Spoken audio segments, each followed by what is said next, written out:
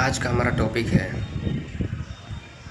Constitution of India, that's means Bharat की संविधान। जहाँ तक जिक्र भारतीय संविधान की है, मैं आपको बतला दूं कि भारत की संविधान को लिखने का जिम्मेवारी जो है डॉक्टर भीमराव अंबेडकर को दिया गया। जब हमारा देश 15 अगस्त 1947 को 15 अगस्त 1947 को आज़ाद हुआ, दैट्स मीन्स इंडिपेंडेंट हुआ, तब जाकर के यहाँ पर नियम और कानून की व्यवस्था को लागू करना बहुत ही अनिवार्य हो गया था। परंतु उस समय हमारे पास कोई नियम कानून नहीं था। कोई भी किसी का मर्डर कर देता तो उसको कौन सी सज़ा दी जाए, किसी को पता ही नहीं था।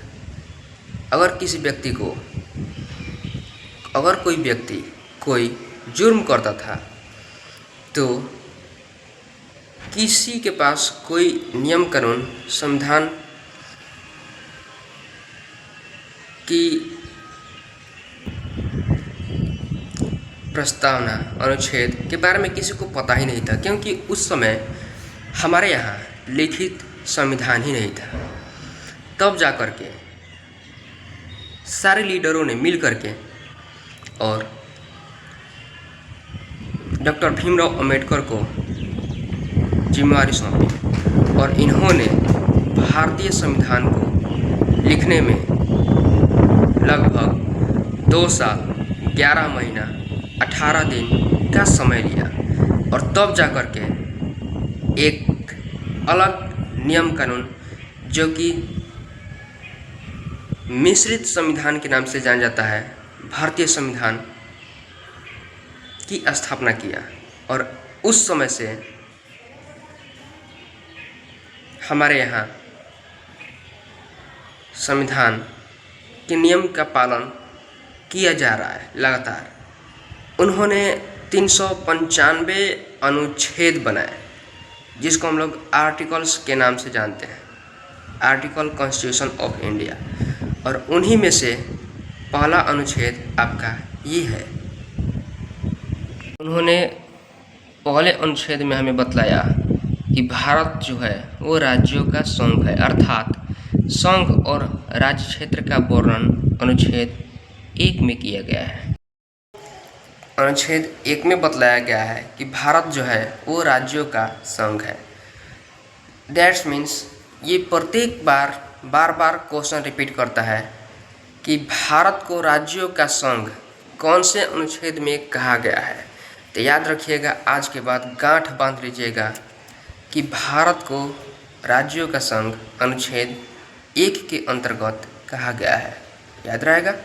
यहाँ पर आज कुल 29 states of 9 union territories, that's means मेरे कहने का मतलब यह है कि 29 राज्य और 9 केंद्र शासित प्रदेश हमारे संविधान के अंतर्गत लागू किए गए हैं। तो अनुच्छेद 1 में भारत को राज्यों का संघ कहा गया है। ठीक है, चलिए आगे लिए चलते हैं अनुच्छेद 2 की तरफ। अनुच्छेद 2 में हमें बतलाया गया है कि नए राज्यों का प्रवेश की स्थापना किया जा सकता है अगर कोई राज्य, दैट्स मीन्स एडमिनिस्ट्रेशन और एस्टेब्लिश ऑफ न्यू स्टेट्स। अनुच्छेद 2 के अंतर्गत ही सिक्किम को संघ के साथ संयुक्त किया गया। ठीक है। अनुच्छेद 2 का अगर वर्णन करें हम, तो अनुच्छेद 2 में ही बतलाया गया है कि नए राज्यों का स्थापना किया जा सकता है। दैट्स मीन्स अगर कोई राज्य की पॉपुलेशन, उसका एरिया बहुत अधिक हो रहा है, बहुत अधिक है, तो अपने हिसाब से अगर डिवाइड होना चाह रहा है, तो नए राज्य या फिर बाहर से कोई दूसरा राज्य हमारे यहाँ एंट्री करना चाह रहा है, तो अनुच्छेद 2 के अंतर्गत हम उसे अपने यहाँ नए राज्यों की स्थापना अनुच्छेद 2 के तहत कर सकते हैं। अंडरस्टैंड। और यही कारण है कि अनुच्छेद 2 के साथ ही हमने 1975 अर्थात 1975 ईस्वी में सिक्किम को अपने भारत की संविधान में शामिल किया और एक नए राज्यों की स्थापना किया। याद रहेगा। बात करें अगर अनुच्छेद 3 का, तो अनुच्छेद 3 के अंतर्गत हमें बतलाया जाता है कि नए राज्यों का निर्माण और वर्तमान राज्यों के क्षेत्रों, सीमाओं या नामों में परिवर्तन किया जा सकता है। That means formation of new states and after nation of area boundaries और नेम ऑफ एक्सिस्टिंग स्टेट्स।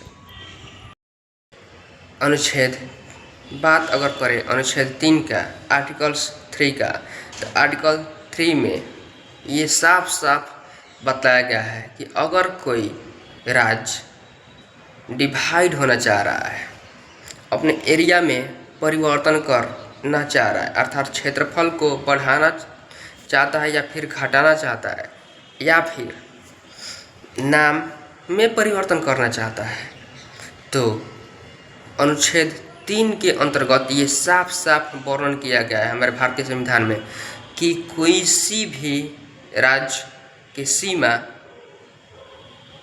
क्षेत्रफल और उसके नामों में हम परिवर्तन कर सकते हैं। अनुच्छेद 3 के अंतर्गत ही बिहार का बंटवारा हुआ, जिसमें से पश्चिम बंगाल, उड़ीसा, झारखंड और बिहार जैसे नए नए राज्यों की स्थापना हुआ। Understand. Whereas I hope you को बेटर अंडरस्टैंड। बात करें अगर हम अनुच्छेद 4 का, तो अनुच्छेद 4 में हमें बतलाया गया है कि अनुच्छेद 2 और अनुच्छेद 3 में संशोधन की व्यवस्था तथा उनकी विधियाँ। दैट्स मीन्स अनुच्छेद 4 के अंतर्गत हमें यह बतलाया गया है कि अगर किसी भी प्रकार की त्रुटि अनुच्छेद 2 और अनुच्छेद 3 के अंतर्गत होता है तो उनकी संशोधन की व्यवस्था और विधियों के नियम का पालन अनुच्छेद 4 के अंतर्गत किया गया है। अंडरस्टैंड। करें अगर आर्टिकल 5 का, तो आर्टिकल 5 में हमें बतलाया गया है कि संविधान के प्रारंभ पर नागरिकता को प्राप्त करना। That's means citizenship at commencement of the constitution of India. अगर जिक्र करें हम भारतीय संविधान की, तो किसी भी व्यक्ति को यहाँ की सिटीजनशिप दैट्स मीन्स नागरिकता प्राप्त हो सकता है।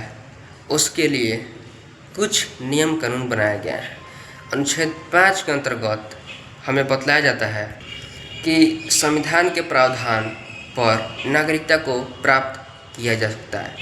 उसमें जैसे कि मान लीजिए कि अगर आप बाहर देश से इंडिया में आए हो, आपके पास राशन कार्ड, आधार कार्ड या फिर यूँ कहें तो अगर आप 10 वर्षों तक लगातार यहाँ पर रह रहे हो तो आपको यहाँ की नागरिकता प्राप्त हो सकता है। ठीक है। तो अनुच्छेद 5 में हमें साफ साफ क्लियरली लिखा गया है कि किसी भी व्यक्ति को, चाहे वो कोई भी क्यों न हो, कोई भी हो, उसको नागरिकता प्राप्त किया जा सकता है। नागरिकता को प्राप्त करने का प्रावधान उसे दिया गया है। ठीक है। यदि वो व्यक्ति 10 वर्षों तक लगातार यूं ही इंडिया में रह रहा हो, उसका आधार कार्ड यहाँ का हो, अवेलेबल हो, राशन कार्ड इत्यादि वोटर आईडी कार्ड में उसका नाम हो, तो उसको यहाँ की नागरिकता प्राप्त किया जा सकता है। ये आज का वीडियो जो था, इसमें हमने आपको भारतीय संविधान और उसकी अनुच्छेद का वर्णन अनुच्छेद 1 से 5 तक किया है, क्योंकि जहाँ भी जाते हैं ना, आज के कोई भी एग्ज़ाम देने जाते हैं आज के डेट में, तो अनुच्छेद, आर्टिकल्स से क्वेश्चन ज़रूर पूछे जा रहे हैं, या फिर कोई सी भी एग्ज़ाम का तैयारी करने जा रहे हो आप, तो सबसे पहले आपको अनुच्छेद और इससे रिलेटेड सारे क्वेश्चंस को क्लियर किया जाता है, चाहे वो कोई भी कोचिंग वगैरह क्यों ना हो। तो अनुच्छेद को अच्छे से माइंड में फिक्स अवश्य कर लें। Thanks for watching and for everything.